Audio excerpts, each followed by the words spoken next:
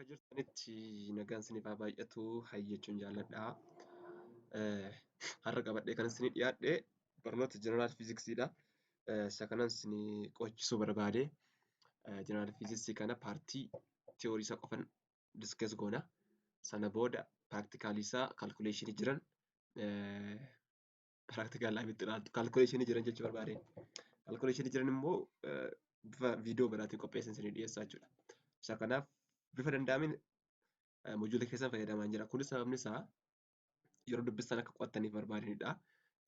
Yommuu kun nuun ta'uu jettanis koomentii gochuu dandeessu. Guruppii Focus HU 2014 Freshman kan jedhu irratti yaada keessan opheen goonee irra waan ta'eedhaaf jechuun halluu goonee argisiisa kan barreessanii waan ta'eedhaaf achirratti nutti himuu dandeessu jechuudha waan barbaaddan. Kanaaf mojuula keessan beekameen fayyadamee isa kana hubadhaa. Egaa barnoota fiiziksii kanarratti wantoota asirratti kaasuu barbaadu dursa mojuulli kun chaaptaroota gara 7 kan inni qabu. Inni jalqabaan baay'inaan waa'ee meejerimentii fi waa'ee veektarii sirriitti diskees godha. Waa'ee safaraaf qabe jedhama natti fakkaata. Waa'ee sana diskees godha. Sanarratti chaaptar 2 irratti immoo kinematics and dynamics of particles kan jedhu jira. Inni kun immoo waa'ee sochii jechuudha. Almost motion into dimension irratti baay'inaan kan xiyyeeffatudha. Kun sadarkaa partikilii qofa irrattidha malee kan xiyyeeffatu wanta biraa irratti miti. Wantoota gurguddaa ta'an yookaan maakroo warra ta'an irratti kun taane maayikiroo warra ta'an irratti xiyyeeffata jechuudha. Chaaptar 3 fluid mechanicsdha. Waa'ee pireesharii faaskeet ilaaluu dandeessu more. Chaaptar 4 thermodynamics heat and thermodynamicsdha. Waa'ee solutionii garuu wantan akka walii galaatti kaasuu barbaadu as keessatti wantoota isin kutaa 9 kaastaniin 12tti ilaaltanii barattoonni naachuraal saayinsii jechuudha. As keessa jira hundumsaayyuu. Even kan isin dinqu isa sanaatii gadittidha. Kanaaf isaan kan isaan fayyadamanii referaansii isaan fayyadamanii seerweedha. Kitaaba seerwee argachuu dandeessu. Sana sirriitti dubbisuu dandeessu. Garuu immoo baay'ee keessan galiina poointii barbaadan eksasaayisii barbaadan qofa keessaa jedha. So kanadha. Namoonni tarii fiiziksiif ilaalcha addaa qabaatan yoo jiraattan ilaalcha keessan akka geeddaratan barbaada. Fiiziksiin barnoota baay'ee namatti toludha. Dhugaa isinitti himuudhaaf baay'ee interestingidha. Isa kanas isinis akka sofa ta'uu hin taane really it is very interesting course science. Kana hubachuu qabdu.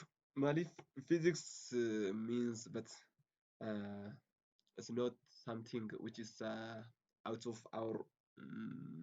our life, out of what we face, what we see, what we observe. It is around us, it is around our lives. Kanaaf isin bira jira waan ta'eedhaaf waan biraa miti. Fiiziksii jechuun isa taa'aa jirrudha. Fiiziksii jechuun harka koo sochoosaa jiru kanadha. Fiiziksii jechuun mooshinii guyyaa guyyaatti gochaa ooludha. Fiiziksii waan biraa miti. Seeruma wantootuma kanatti seera godhee tiyoorii godhee wanta qo'atudha. Kanaaf iyyuu akka waan hojjechuu dandeessanitti sammuu keessan amansiisaa malee fiiziksiin ulfaataa cimataa aayidiyaa jedhu of keessaatii baasa. Dursa sammuu keessan amansiistanii koorsii kana salphaatti you can tackle it.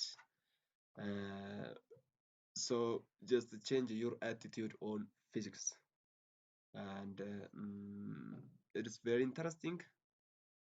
It is very fascinating. Kanaaf akkanatti yaaduu qabu jedha. Askeetti fiiziksiin maal kan jedhu chaaptarii kana keessatti ilaalla. What's physics and what's measurement. Measurementii fi fiiziksii and vector waa'ee vectorii ilaalla. Maaliif nu gargaara? Chaaptarii kana beekuun baay'ee murteessaadha. Tokkoffaa fiiziksiin maal akka ta'e baruuf nu gargaara. Lammaffaa immoo measurementiin fiiziksii keessatti wanti baay'ee murteessaadha waan ta'eedhaaf iyyuu chaaptaroota warra kaan keessatti measurementii garaagaraa gaafa gaggeessitan isa ammaa kana chaaptarii kana hubachuun sirra jiraata jechuudha. Kan biraa veektarii baay'ee jira waan ta'eedhaaf fiiziksii keessatti akkuma kanatti isin gargaara. So what is physics? Kutaa 7 kaastanii barachaa turtanii almost naannoo waggaa 5 ta'uu 6ffaa 7ffaa barachaa jirtu deema yaada ammas. So physics jedhu the word physics comes from Greek word physica jechuudha irraa dhufe jecha physicaadha. Physica jechuun immoo nature jechuudha. So Fiiziksiin neechariidha jechuudha. Jechuun jechis aayidiyaan itti jalqaba dhufee epistemolojikaalii wanti kuni yaada maaliif dhufeera jechuudha. Waa'ee uumamaa qo'achuu irratti dhufeera jechuudha. Kanaaf wanta waaqayyo uume, wanta waaqayyo hojjete kana fiiziksiin sirriitti ilaalee gara tiyooriitti, gara loowwii tokkotti, pirinsipilii tokkotti geessaa jechuudha. Kanaaf fiiziksii waan baratu hin taane wantuma waaqayyo uume kana, waan jiru kana qo'achuudha. Kana achitti appilikeeshinii baay'ee irree jireenya naannoo jireenya keenyaatti sirriitti hin qaba. Dhugaa asirratti himuudhaaf fiiziksiin teekinooloojii keessatti baay'ee gahee guddaa qaba. Injinariingii teekinooloojii namoonni injinariingii teekinooloojii irratti hirmaachuu barbaadan baay'inaan fiiziksii sirriitti qo'achuutu sirra jiraata. Kanaaf fiiziksiin waa'ee uumamaati jechuudha kan qo'atu. Garuu as a definition, physics deals with matter in relation to energy and the accurate measurement of natural phenomena. Kana jechuun fiiziksii waa'ee maatirii yookaan waa'ee wantootaa hariiroo isaan enerjii yookaan anniisaa waliin qaban akkasumas immoo safara wantoota sanaa qo'ataa jechuudha. Kanaaf fiiziksiin waa'ee wantootaa fi anniisaa yookaan enerjii jechuudha. Sanarratti xiyyeeffata. Isa safaraa jechuudha. Kanaaf fiiziksiin maqaan isaa it is science of measurement. Kana sirriitti beektu. Keemistiriin akkasuma keemistirii keessatti illee saayinsiin keemistiriin waa'ee maatirii qo'ata. Fiiziksiinis waa'ee maatirii qo'ata garuu kan irratti xiyyeeffatu moor enerjii wajjin wal qabateetudha. Kanaaf saayinsii enerjii wantoota enerjii wajjin qorsiisee qo'atudha jechuudha. Kanaaf gadi buuftanii ilaaltanii dhumarratti fiiziksiin deemee enerjiitti galaa jechuudha. Enerjii maal gochuu? Meejar gochuu. Wantoota gara enerjiitti geessa. Aayidiyaan sana naannessa jechuudha. Kanaaf definition sana qabattu waa'ee enerjii fi maatirii fi safartoo waa'ee wantoota kanaa. Safartoo waa'ee maatirootaa fi enerjii kan qo'atudha jechuudha. Egaa kana jennee introdakshinii keessatti waan isaan kaasan as keessatti sirriitti gochaa jiru. Meejarimentiin maal inni itti aansee ilaala more detail. Kanaaf isa kana bira dabarru. Subtopikiin as keessa jiru physical quantity and measurement kan jedhudha. Physical quantity and measurement kan jedhu kun what is physical quantity, what is measurement kan jedhu sirriitti ilaaluun dura jiraata jechuudha. Because we have said that physics is the science of measurement. Therefore, we have to know what is measurement and what is physical quantity. Definition of physical quantity bakka kana jira. Innis physical quantity yookaan safartoo fizikaalaa jedhamee beekama.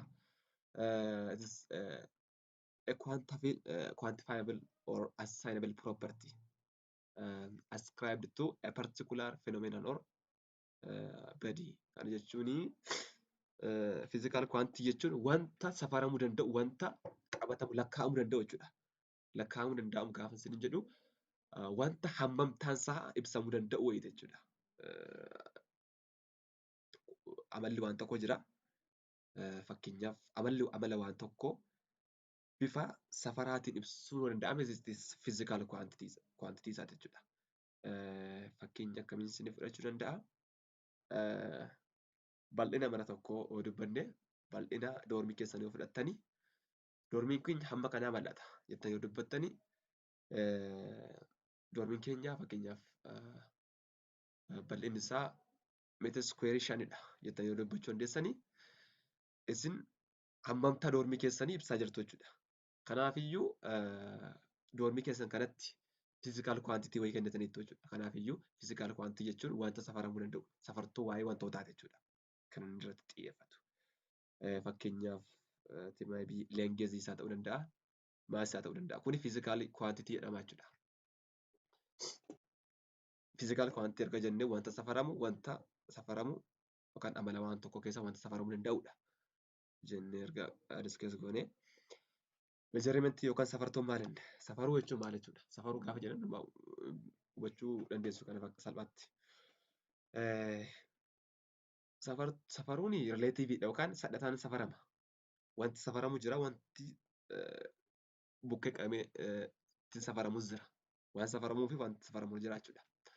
Kanaafi adeemsi ittiin waan safaramuu fi waan safaran wal bukkee qaban immoo safaradha miti yookaan measurementiidha jechuudha. Kanaafi measurement jechuun the act of comparing physical quantity with certain standard. As keessatti waan lama arguu dandeessu. Tokko compare gochuu. Maal compare goona? Compare gochuu waan jedhu jira. Innis maal faana physical quantity tokko yookaan wanta safaramoo wayii tokko jechuudha. Wanta safaramoo wayii tokko standardii waan biraa wajjin safaruu. Kana jechuun physical quantity wanti jedhu kun wanta safaramudha. Certain standard kan jedhamu waan ittiin safaramudha jechuudha. Kanaaf standardii wayii tokko jira. Fakkeenyaaf amma mala aadaa keessatti waan isin yaadachiisu barbaada. Taakkuudhaan safaruu gaafa jedhamu, taakkuudhaan yookaan dhundhumaan safaruu gaafa jedhamu, dhundhumni kuni standardii wayiidha jechuudha. Standardii ittiin waa safaranidha. Certain standard kan jedhu sadhaa jechuudha. Physical quantity kan jedhamu wanta safaramu fakkeenyaaf amma hojjaan nama tokko dhundhuma amma kanaati yookaan dheerinni ulee tokko amma kanaati jennee taakkuu yookaan dhundhuma amma kanaati jennee gaafa dubbannu physical quantity safaramu ulichadha. Standardii kan jedhamu standardii taa'e immoo dhundhumadha jechuudha. Dhundhumni kun hamma kanaa gaha jennee murteessineerra jechuudha. Fakkeenya kan biraa yoo sirrii dabalee standardii wayii taa'e wayii tokko jira. Fakkeenyaaf safaruma sammaa keessatti ulee tokkoof uleen tokko meetira 5dha yoo jenne meetirri suni safartoo wanta standardii taa'edha jechuudha. Yuunitiin yookaan yuunitii meetira tokkoon ishee yookaan 1 unit of meter standardiitti hamma kanaa geessa jedhamee murteeffamtetti qabdi jechuudha. Meetira wanti jedhamu kun standardiidhaan hamma kanaa haa ta'u jedhanii saayintistoonni walii galaniiru. Isa bukkee qabannee immoo uleen sun safaramaa jechuudha. Kanaaf uleen sun meetira 5dha jechuun hamma standardii taa'e sanaaf yuunitii tokko kan meetira tokko hamma sanaas 5dha jechuudha. Kanaaf compare gochuudha. Adeemsi compare godhanii wantoota safaruu safara jedhama jechuudha. Ifa dhadhee yaada. Kanaaf saayintistoonni physical quantity garaagaraa kan oomishan qabu yookaan kan hojjetan qabu haarasa jechuu danda'u fuulduratti. Kanaaf baay'ee amma kanaatti jennee kaa'uu hin dandeenyu baay'ina isaanii limite jechuudha. Garuu akkaataa isaan itti safaramuu danda'an irratti hundaa'uudhaan physical quantity yookaan safartoo wantoota kanaa safartoo fiizikaalawaa jedhama natti fakkaata bakka lamatti qooduu dandeenya. Isaanis fi basic physical quantity yookaan fundamental physical quantity fi derived physical quantity jedhamanii beekamu jechuudha. Bakka kana lamatti qoodamu. Physical quantity lama qabna. Basic physical quantity fi derived physical quantity. Basic physical quantity kuni directly warra safaruu dandeenyudha. Derived immoo warra basic irraa warra dhufanidha jechuudha. Akkuma maqaa isaanii derive ta'aniiru jechuudha. Waan tokko derive gochuu jechuun maal jechuudha? Isuma jiru irraa fuudhuudha. Kanaaf wantoota tokko lamaan as keessatti gaafa goonu basic physical quantities are quantities which cannot be expressed in terms of any other physical quantity. Physical quantity tokko of danda'ee qofa isaatti jira taanaan inni kun basicidha yookaan fundamental physical quantity jedhamee beekama jechuudha. Fakkeenyaaf amma leengeziin kuni dheerinni ofuma isaa of danda'ee kan jirudha. Hangis maasiinis yeroonis of danda'anii kan jiranidha. In terms of kan biraa ibsamuu danda'ame. Physical quantity fakkeenyaaf leengezii argachuudhaaf kallattii directly we measure it. Malee calculation biraa keessa hin galu. Maasis hanga waan tokko safaruudhaaf directly maal goona madaala hangaa yookaan madaala hangaa sana fudhannee asuma safara. Taayimii isa barbaade akkasuma directly yeroo fayyadamne yookaan kilookii fayyadamne directly measure gochuu dandeenya jechuudha. Waan biraarraa experience ta'anii waan biraarraa drive ta'anii of danda'anii jiru. They are basic. Basic jechuun bu'uuradha bakka. Warra kun hundeedha. Warra kaan immoo irraatii bahu jechuudha. Warri kun physical derived physical quantity warra jedhaman isaan kun immoo irraa warra basic irraa dhufu. What's basic physical quantity kan jedhu ilaalle derived physical quantity dabarra. Isaan kun immoo they are quantities that can be expressed in terms of fundamental quantities. Warri kun immoo warra basic jennirraatii derived ta'anii dhufu jechuudha. Isaan irraa calculate ta'anii yookaan express ta'u isaan irraa dhufan jechuudha. Isaan irraatii hojjetamu. Fakkeenyaaf area. Ariyaan kan hojjetamu area jechuun formulaa isa yaadattu area means it is head times the length of something. Fakkeenyaaf heetii eeriyaa lafa tokko safaruu barbaadanii bal'ina isaa fi hojjaa isaa fudhatanii walitti baay'istu miti. Kanaaf maalirraa dhufe jechuudha? Leengezii irraa dhufe lamaan isaanii. Heetiinis wiirziinis lamaan isaanii iyyuu maal inni beezik fiizikaal kwaantitiidha. Leengeziidha jechuudha jarri lamaan. Kanaaf eeriyaan achirraa dhufe. Vooliyuum. Vooliyuumiin kunis akkasuma diraayividha. Maaliif? Vooliyuumii jechuun bal'insa wanta tokkoo heetii isaa baay'isuu wiirzii isaa baay'isuu eeriyaa isaa soorii leengezii vooliyuumii jechuun heetii isaa baay'isuu leengezii isaa baay'isuu wiirzii isaati. Kanaaf wiirziin kuni heetiin kuni leengeziin kun sadan isaanii walitti baay'atanii maal fidanii vooliyuumii fidan. Kanaaf jarri lama sadan isaanii walitti dhufanii vooliyuumii kennan kuni beezikiidha. Kanaaf achirraa dhufe jechuudha. Densitiin illee akkasuma densitii jechuun amma waan tokko kan ulfaatina hanga waan tokkoo maal isaa firuudha? Vooliyuumii isaa firuudha yookaan qabee isaa firuudha. Kanaaf iyyuu isaan lamarraa dhufe jechuudha. Kanaaf warri diraayivdii fiizikaal kwaantitii jedhaman suni warra beezik fiizikaal kwaantitii ta'an irraa dhufanidha jechuudha. Egaa kana jennee fiizikaal kwaantitiin kun yuunitii mataasaa qaba kan ittiin safaramu jechuudha. Fiizikaal kwaantitiin bakka lamatti qoodnee beezik fiizikaal kwaantitii fi diraayivdii jennee irraa isaan kun mataan isaanii immoo yuunitii safarri waan tokko yuunitiitti ibsamu kanaan jedhamee dubbatamuu qaba jechuudha. Isa kanaaf immoo yuunitiin ni barbaachisa.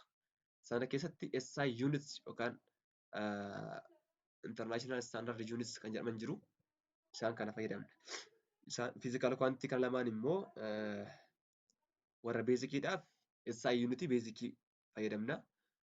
Warra diraayivdii ta'aniif diraayivdii units fayyadamna jechuudha. Akkuma isaan jiranitti yuunitii mataa isaanii qabu isaan fayyadamna jechuudha. Kanaaf SI units warri jedhaman kun international system of units irratti kan adda baanidha. Saayintistoonni ofii isaanii walii galanii konfereensii addaa godhanii internaashinaali akka addunyaatti jechuudha. Yuunitoota isaa irratti walii galanidha. Bara 1960 jedha akka seenaa isaatti wanta isaan walii irratti walii galanidha jechuudha. Kanaaf akka addunyaatti akka lafa kanarratti jechuudha. Namni hundinuu kanarratti walii galu jara kanarraa jechuudha. Saayintistoonni kan walitti kominikeetii gochuu danda'an karaa yuunitoota kanaati jechuudha. Yuunitii kanaan alatti wantoota aadaa fakkeenyaaf dhundhuma wanti jedhamu kuni wantoonni suni san alatti yuunitiin biraa jiraachuu hin danda'u jechuudha. Akka waliigalatti beezik fiizikaal kwaantitiis kan jedhamanii gara torbaatu jiru. Jechuudha. Beezik warra jedhaman baay'ee limitediidha. Warra kanaan alatti fiizikaal kwaantitii kan biraan jiraatu. Kanaaf isaan kunis yuunitoota mataa isaanii kan danda'an torba qabu jechuudha. Warri kan warra diraayivdii ta'an warra kanarraati kan dhufu warra torban kanarraa dhufanii isaanii diraayivdii yuunitis warra jedhaman kun diraayivdii fiizikaal kwaantitii warra jedhaman kun hammi isaanii baay'eedha. Kanaaf yeroo yerootti baay'achaa deemu jechuudha. Kanaaf warra saayintistoonni divaayis godhan beezik kwaantitiis and their SI units kan jedhaman warra kanadha jechuudha. Warra kana torbanii alatti beezik fiizikaal kwaantitii kan biraan hin jiru. Leengeziin fiizikaal kwaantitii tokkodha. Beezikiidhas. Beezik fiizikaal kwaantitiidha. Simboliin isaa kanaan bakka bu'a sirriitti qabachuu qabdu. Simboliin isaa kanaan bakka bu'a. Yuunitiin isaa meetiriidha. Meetiriin immoo kanaan bakka bu'a jechuudha. Akkasuma daayimeenshiniin isaa L-dha. L kaapitaaliidha. Maasiin M-dha. Kana beektu kiloogiraamaan safarama. Taayimiin second beektu kanas tempereecharri T kaapitaalii yuunitiin isaa kelvinidha.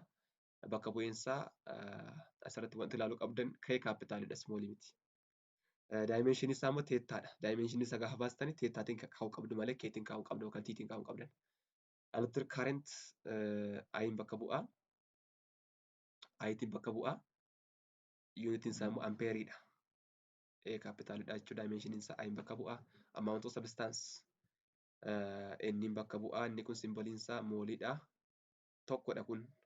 Lakkoofsa tokko bakka bu'a. Daayimenshinii isaa tokkodha jechuudha. Amount of substanceidha. Luminous intensity kun immoo F'dhaan bakka bu'a simboliin isaa. Yuunitiin isaa kaandeellaadha. CD jechuudha. J'dhaan daayimenshinii bakka bu'a. Kana keessaa wantoonni adda ta'u jedhee yaaduu asitti daayimenshinii tempereecharaa teettaa akka ta'e qabachuu qabdu. Simboliin amount of substance n fi dimension isaa waan akka ta'e fi unitoota warra kanallee jechuudha. Akkanuma luminous intensity'n F akka bakkuuf kaandeellaa akka ta'e dimension isa J simboliin dimensionii yeroo hunda wal hin fakkaatu adda adda akka ta'e irratti qabachuu qabna. Isaan kun warra torban jechuudha. Yeroo baay'ee electric currentiin kun argumentii hojii jira. Namoonni baay'een akka irraa dubbiin akka hin jiru. Inni sababni isaa currentii jechuun fuulduratti chapter 6 keessatti barachuu dandeessu electricity and magnetism kan jedhu irratti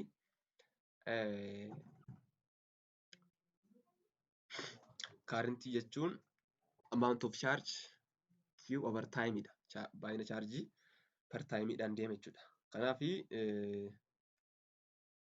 currentii akkamitti chaarjii jechuun chaarjii fi taayimii irra diraayiv waan ta'eedhaa fi akka diraayiviitti yaaluu danda'u garuu chaarjiin beezikii keessa hin jiru. Kanaafiyyuu electric currentiin akka beezik fiizikaal kwaantitiitti fudhatama jechuudha. Inni kan biraan asitti wanti ilaaluu qabnu diraayiv fiizikaal kwaantitii exersaayinii isaan kun immoo baay'eedha.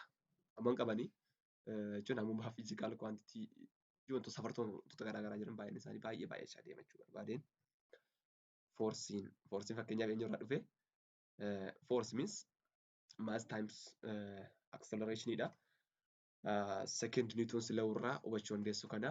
Kanaaf eenyurraa dhufe jechuudha. Maasii fi yookaan hangaa fi acceleration irraa dhufe. Acceleration jechuun acceleration mataan isaa iyyuu eenyurraa dhufe velocity and time irraa dhufe. Velocity mataan isaa deebi'ee lengezii fi time irraa dhufe. Kanaaf iyyuu agartanii inni kun warra beezik ta'e irraa dhufe. Kiloogiraamni as keessa jira, meetira as keessa jira, sekeendii as keessa jira jechuun forsiin kun kan inni dhufe beezik fiizikaal kwaantitii warra jedhaman hangarraa tokko maasiirraa dhufe, lammaffaan leengeziirraa dhufe, sadaffaan taayimiirraa dhufe. Kanaaf diraayivii ta'e jechuudha. Vooliimiirra ispiidirra akkasuma ilaaluu dandeessu, pireeshar, enerjii, work done baay'eedha isaan. Velocitii fudhachuu dandeessu barbaadan baay'eetu jira jechuudha isaanii. Kanaaf walumaa galatti warri kun kana fakkaatu. Dimension isaanii akkanatti diriirsuu dandeessu. Foormulaa isaan irra dhaabbatanii diraayiv gochuu hin danda'ama jechuudha. So waa'ee basic physical quantity and derived physical quantity and their SI units akka kana jenne ishara kana sirriitti qabachuu qabdu. Maaliif isin gaafachuu hin danda'u? Dimension isin gaafachuu danda'u yookaan unity isaanis fa'aa isin gaafachuu danda'u jechuudha. Kanaaf qabachuun baay'ee isin barbaachisa. Akka garaagarummaa isaanii irra fakkeenyaaf amma gaaffii qormaan as keessaa bahuu danda'u tokko isinitti himuudhaaf. Write the difference between basic physical quantity and derived physical quantity isin jechuu danda'u. Kanaaf you can just mention their difference. Ifaadha garuu jechuu dandeessu jedhee yaada. So here we are going to see the very basic part of this unit. Yeroo baay'ee kan isin gargaaruu fi qormaata irratti kan gaafatamuu dandeessan jara kanadha. Conversion of units. Conversion of unit jechuun unit tokkorraa akkamitti unit biraatti jiruu dandeenya. For example, we may have many SI units or basic units for one physical quantity. So unit physical quantity tokko unitiiwwan baay'eetiin ibsamuu danda'a taanaan physical quantity sana keessatti akkaataatti unity tokkorraa gara unity biraatti convert gochuu dandeenyu baruu qabna jechuudha. So as keessatti wanti taa'ee jiru unity tokko gara biraatti jiruudhaaf wanti fayyadamuu qabnu multiply by conversion factor. Conversion factoriin jira jara lamaaniif jechuudha. Unitoota lamaaniif conversion factorii lakkoofsi standard isaa eeggate tokko jira. Isa fuunee haga unitoonni sun cancel gochuu danda'anitti itti baay'isuudha jechuudha. That means multiply by conversion factor in such a way that you cancel the units you want to get rid of and introduce units you want to end up with. Kana jechuun unity sanatti factory isinii kenneef sanatti baay'iftanii kaatanii unitiin quantity sanarra jiru badee unity isin barbaadan qofaa isaa hagaafutti walitti baay'istu jechuudha. Kanaaf teebilii kana keessatti akkuma arguu dandeessan yuunitoonni jiru. Yuunitii kana keessatti yuunitii bakka biraatti jiruudhaaf faakteriiwwan jiran ta'anii jiru. Isaan kana sirriitti shamarran qabachuun sirra jiraata jechuudha. Fakkeenyaaf kallangezii inchiidhaan yookaan fuutiidhaan yookaan maayiliidhaan safaruu danda'a. Yookaan meetira fayyadamuu danda'a. Yuunitiin waaltaa hawaasaa yookaan isa yuunitiin kallangezii meetiradha. Jara kana gara meetiraatti deebisuudhaaf maal gochuu qabnaa kan jedhudha jechuudha. Kanaaf inchii gara meetiratti jiruudhaaf inchii isinii kenname sana 0.025tti baay'isuudha jechuudha. Inchii isinii kenname sana 0.0254tti baay'isuudha. Kanaaf inni kun maal jechuudha? Warra asirra jiran kun hundumti isaaniiyyuu warra konversiiniidhaaf warra isin gargaaraa jechuudha. Konversiin faaktarii warra jedhaman jechuudha. Itti baay'iftanii yookaan itti hirtanii wanta ittiin yuunitii tokko yuunitii biraatti jiru dandeessanidha jechuudha. Kanaaf kan meetiraaf kan inchii faakteriin isaanii konversiin faakteriin isaanii kanadha. Yoo inchiin isinii kenname gara meetiratti jiruudhaaf 0.0254tti baay'isuu sirra jiraata. Kan fuutis akkasuma fuutii isinii kenname meetiratti jiruudhaaf 0.3048tti baay'isuu sirra jiraata. Kan maayilis akkuma kanaatti jechuudha. Gabaa biraatiin meetira gara inchitti jiruudhaaf immoo faallaa kanaa hojjettu. Meetira isinii kenname sana faaktarii isa as jiru kanaaf 0.0254 hirtu jechuudha. Faallaansaa yookaan garagaltoonsaa hin hojjeta jechuudha. Fakkeenyaaf amma meetira jedhee isinii kenne meetira tokko jedhee isinii kenne gara inchitti yookaan gara inchitti jiri jedhee isin gaafate maal gootu jedhu meetira isinii kenname sana 0.0254 hirtu jechuudha. Akkuma kanaati bakka warri kunis paawundii gara kiloogiraamatti jiruudhaaf konversiin faaktarii isa kanadha. Paawundii isinii kenname kanatti baay'iftu. Yoo immoo kiloogiraama isin gaafate galagalchee immoo kiloogiraama isinii kenname sana 0.456 sanaaf deebistanii hirtu jechuudha. Garagaltoo isaati. Kan egzaampilii keessatti baay'ee ilaaluu dandeenya. Warri kanis akkasumadha. As kanatti tempereechara irratti foormulaata sana illee qaba. Kanaaf foormulaa kana fayyadamuu qabachuun dirqama keessanidha jechuudha. Isa kana fayyadamtanii Faranaayitii gara keelvinitti jiruudhaaf foormulaa kana fayyadamtu. Keelvinis gara Faranaayitti jiruudhaafis immoo akkasuma kana diraayiv gochuu dandeessu keessaati jechuudha. Akkatti diraayiv godhan fuulduratti isinitti agarsiisa. Kalkuleeshin paartii keessatti.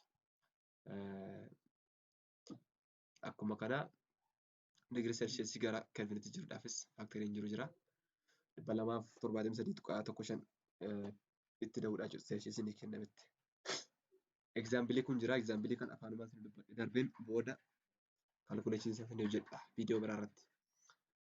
Fakkeenyaaf amma lenges 0.02 inch can be converted into SI unit in meters using table above. Isa silaa fayyadamee jechuudha. Amma inchiin isinii kennameera. Inchii kana gara meetiraatti akka jiraatu barbaadan. Asitti maal jenneerra? Konversiin faakteriin isaanii 0.0254 jenneerra. Meetira inchii gara meetiraatti jiruudhaaf inchi isinii kenname 0.0254tti baay'iftu. Kanaaf asitti inchi 0.02 isinii kennameera. Kana maalitti baastu jechuudha? Konversiin faaktarii isaa 0.0254tti baay'iftu. Egaa yeroo kana gara rizaaltii kana isinii kennutti deema jechuudha. Kanaafuu bifa garaa garaatiin kaa'uun danda'ama meetira. Afaan dubbachuu namatti cimata. Kanaaf fuulduratti isinitti agarsiisa garuu kanaati yaadnisaa. Kan biraan asiitii wanti kennamee jiru 2,500 paawundii isinii kennamee jira. Paawundii kana gara kiloogiraamatti jiru barbaada. Kana paawundii gara kiloogiraamatti jiruudhaaf paawundii isinii kenname 0.456tti baay'iftu jechuudha. Kanaaf gaafa kanatti baay'isu kiloogiraamatti kana argata jechuudha. So akkanattidha. Konversiinitii baay'ee isin gaafachuu hunda waan ta'eedhaaf isaan kana asirratti beekuu qabdu. Fuulduratti aktiivitii as keessa jiran kana hunda isaayyuu isiniifan hojjedha. Viidiyoo biraa irratti isin hojjedha. Gaaffilee kan biraa illee qabadheen isin dhiyaadha. Har'aaf kanaan gaha. Yeroo biraa viidiyoo biraatti wal agarra. Nagaan tura.